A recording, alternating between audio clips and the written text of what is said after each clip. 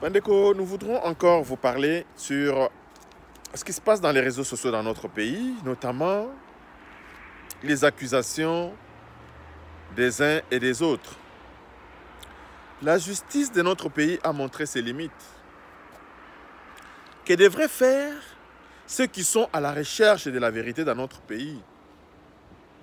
Avec les moyens dont nous disposons aujourd'hui, nous pouvons accumuler de preuves pour accuser tous ceux qui ont bravé la justice dans notre pays, tous ceux qui ont été victimes de l'injustice dans notre pays. Il y a beaucoup de bavardages dans les réseaux sociaux.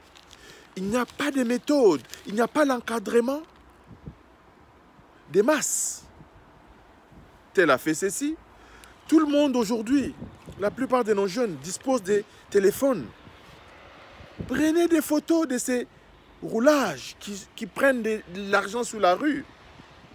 Accumulez des preuves. Montez des dossiers avec des preuves pour les déposer à la justice. Si aujourd'hui la justice congolaise continuera à montrer sa complaisance dans la gestion de ces dossiers, de ces délinquants, mais ces dossiers peuvent être transférés à d'autres instances qui pourront se saisir des dossiers. Les autres instances ne peuvent pas se saisir des dossiers sans des preuves.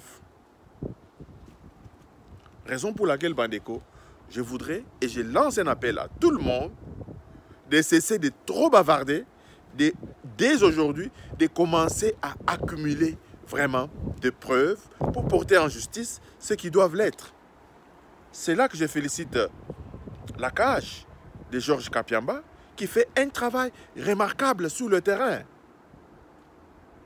Ils accumulent des preuves de ce qui ne va pas. Ils dénoncent, ils font un travail remarquable. Je veux aussi que l'UDPS, l'UNC, tous ceux qui sont épris de paix et tous ceux qui ont l'amour de la République démocratique du Congo continuent à accumuler des preuves pour que ceux qui font la grande gueule d'avoir bien géré notre pays soient mis devant un fait accompli de leur mauvaise gestion du pays pendant ces 22 années passées.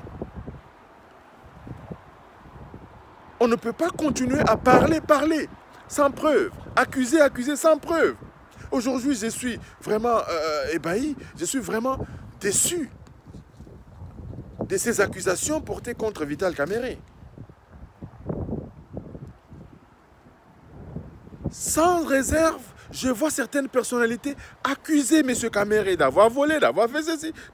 Ils ne détiennent aucune preuve, mais ils font vraiment des propos qui dérangent, Aujourd'hui, la seule personne qui devrait condamner M. Kamerhe, c'est la justice congolaise. C'est les preuves dont disposent les uns et des autres pour accabler soi-disant M. Kamerhe. Mais il y a une existence totale de ces preuves, mais au vu du principe de la présomption d'innocence, M. Kamerhe ne bénéficie pas de ce principe. M. Kamerhe est victime de la mauvaise foi, du manque de savoir des uns et des autres. Ça fait vraiment de la peine. Ces invectives ne sont pas de nature à consolider l'union entre l'UDPS et l'UNC.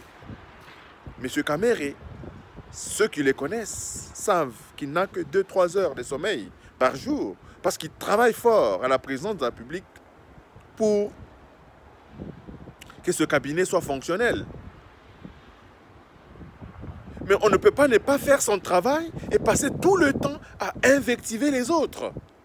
Chacun de nous devrait faire son travail. Si vous estimez que M. Kamerhe ne fait pas bien son travail, vous faites le vôtre. Apportez des preuves que M. Kamerhe ne fait pas bien son travail. Et nous voyons toutes les victoires du président Félix Antoine Tshisekedi. Aujourd'hui, nous ne serons pas honnêtes de ne les attribuer qu'au président de la République. Toutes ces victoires sont attribuables au cabinet du président de la République. C'est un travail collectif, c'est un travail d'équipe.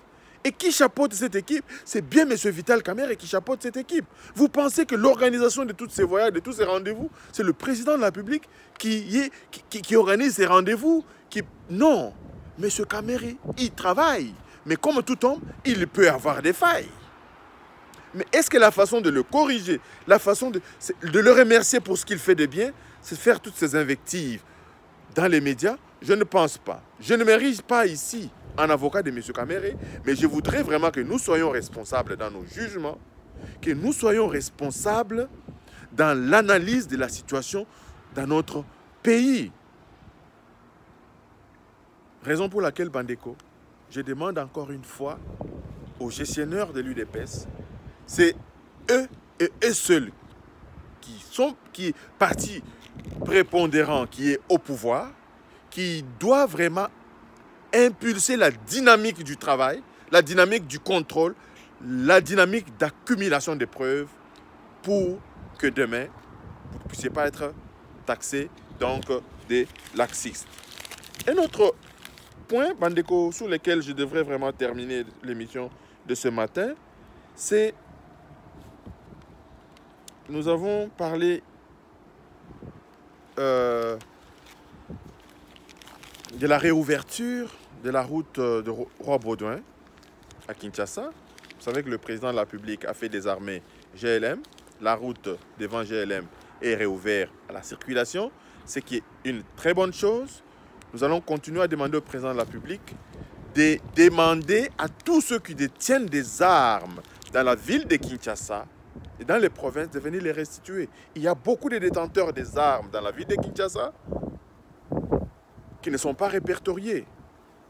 Que le président de la République organise des bouclages pour récupérer les armes et créer des dépôts sécurisés des armes des différents camps de la République démocratique du Congo.